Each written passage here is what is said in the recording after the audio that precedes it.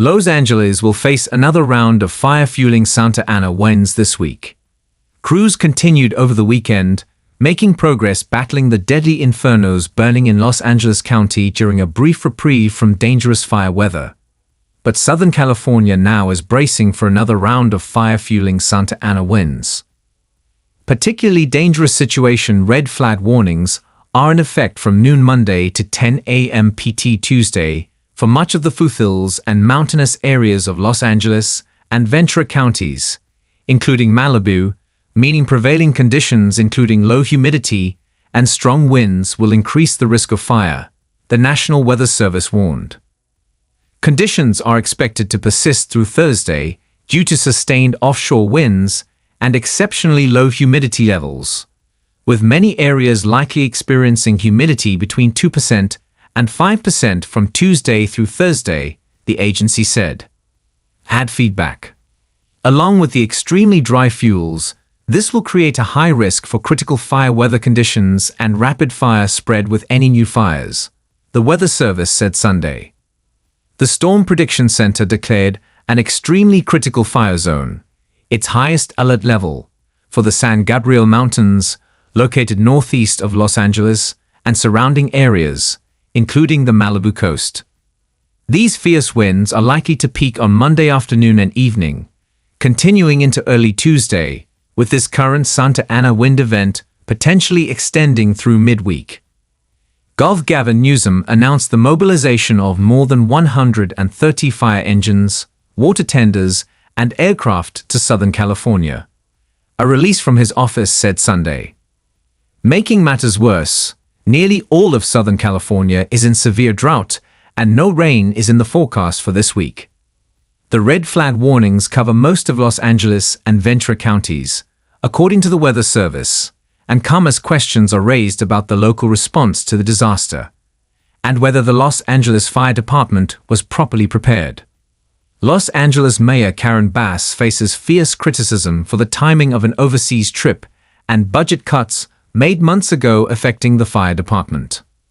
While the winds expected late Monday into Tuesday are lower than previous recent wind events, northeast winds are set to strengthen late Monday into Tuesday, reaching speeds of 35 to 50 miles per hour across the mountains and foothills, with widespread damaging gusts of 60 to 80 miles per hour, according to the Weather Service in Los Angeles. At their peak, isolated gusts could reach 100 miles per hour in particularly susceptible areas such as the San Gabriels and Santa Susanas. In coastal and valley regions, winds are expected to range from 25 to 40 miles per hour, with peak gusts between 50 and 70 miles per hour. Southern California faces an elevated risk of wildfires due to a troubling lack of rainfall. The region has seen little precipitation since spring, leaving grasses and brush dry and highly flammable. Since October 1, downtown Los Angeles has received a mere 0.16 inches of rainfall, and the new year has begun without any precipitation. Meanwhile, Los Angeles International Airport, LAX, has recorded just 0.03 inches since October 1 and no rainfall to mark the onset of 2025, marking the driest start to the year on record.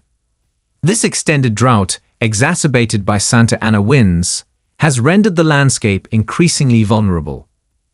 Current data from the U.S. Drought Monitor indicates that 90% of Los Angeles County is now classified as being in severe drought, a stark increase from less than a month ago when there were no severe drought conditions.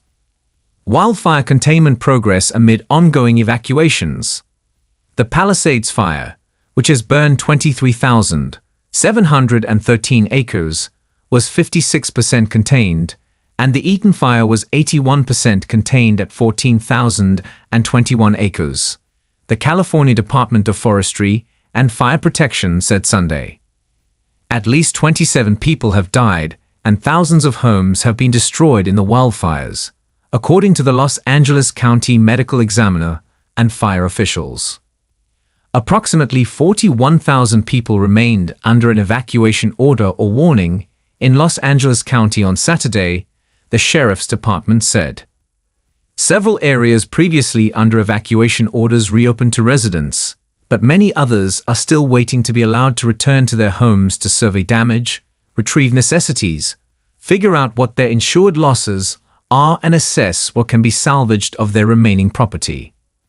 Evacuation orders were lifted in portions of hard-hit Altadena, according to a Sunday release from the Los Angeles County Sheriff's Department. But many residents will have to wait at least another week before it's safe to return, La County Fire Chief Anthony Marone said Thursday.